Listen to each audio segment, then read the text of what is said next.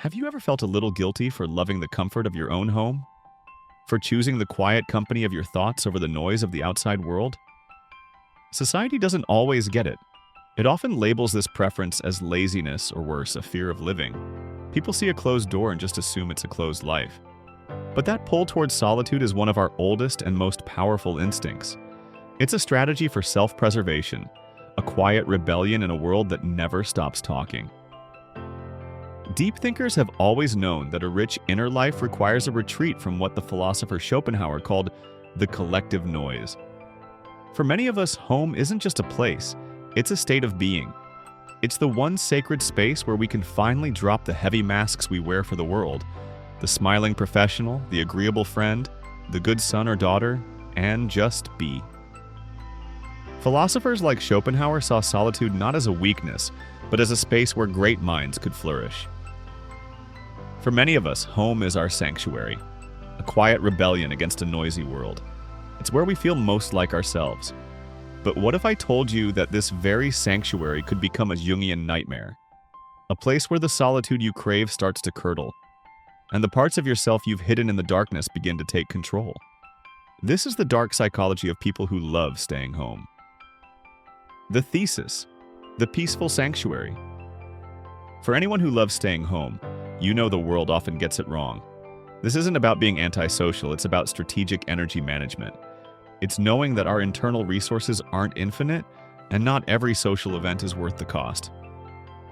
Psychologists have even identified a few archetypes who really thrive in this environment.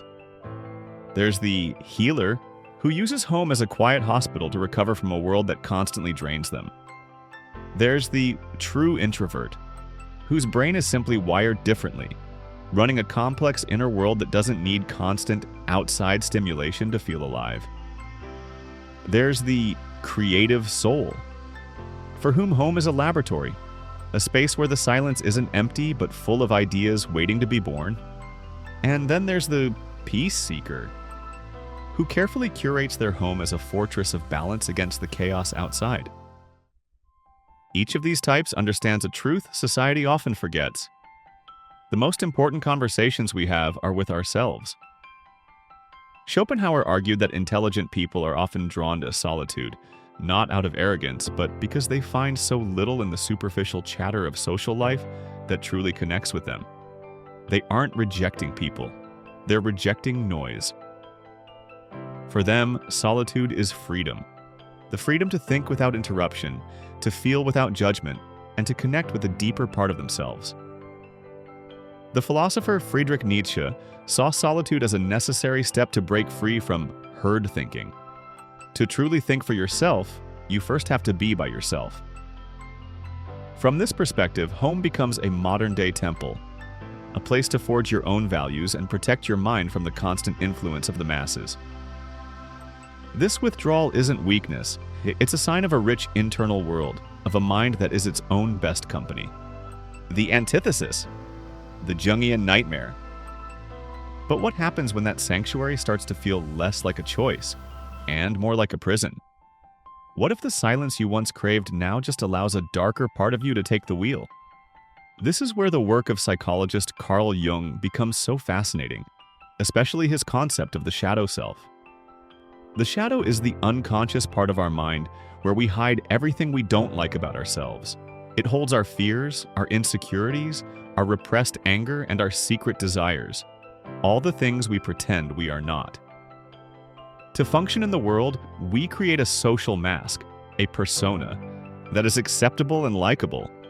But the shadow is always there waiting in the dark, and your home is the perfect place for that shadow to grow.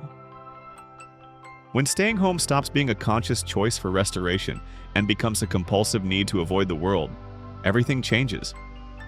The home stops being a sanctuary and becomes a hiding place. You can tell yourself you're just recharging, but a deeper part of you knows you're actually avoiding rejection, failure, or the social anxiety that bubbles up around other people. This is the dark twist. Solitude, when it's used to hide, doesn't heal you. It allows your unresolved wounds to fester in the dark, unchallenged and unseen. Jung's big insight was that whatever we try to repress doesn't just go away. It grows stronger in the unconscious. eventually running our lives in ways we can't control. In the echo chamber of your own home, your anxieties can become magnified. Your fears can harden into unshakable beliefs. The quiet that was once restorative turns into a breeding ground for depressive rumination, where you just loop over past failures and regrets without any fresh perspective. Your inner world, once so rich and creative, can stagnate. You're no longer a peace seeker, you're a prisoner of comfort. This inner decay often shows up on the outside. Look around the home of someone whose solitude has soured.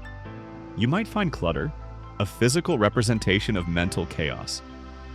Possessions become a substitute for relationships, and the home is no longer a space for people but a tomb for things. This isn't just being messy, it's a symptom. The sanctuary has been corrupted. The silence is no longer peaceful. It's the sound of stagnation.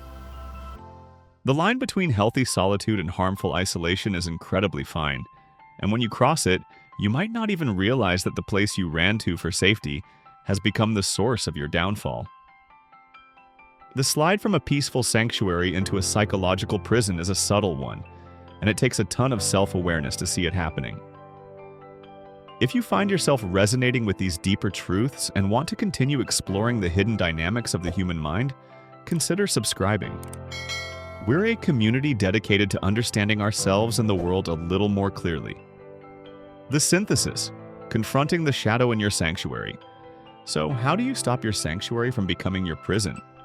How do you keep the darkness at bay without giving up the solitude you need to function? The answer, according to Jung, isn't to run from the darkness, it's to turn around and face it. The goal isn't to destroy your shadow, but to integrate it. This is the real purpose of conscious solitude. The solution isn't to force yourself into noisy parties or to abandon your nature as a homebody. It's to transform your home from a place you hide in to a place you heal in. It becomes the perfect space for what Jungians call shadow work. This means using your quiet time not just to rest, but to honestly reflect. It means asking yourself the uncomfortable questions. Why am I really staying home tonight? Is it for restoration, or am I running from something? What feelings come up when I think about going out?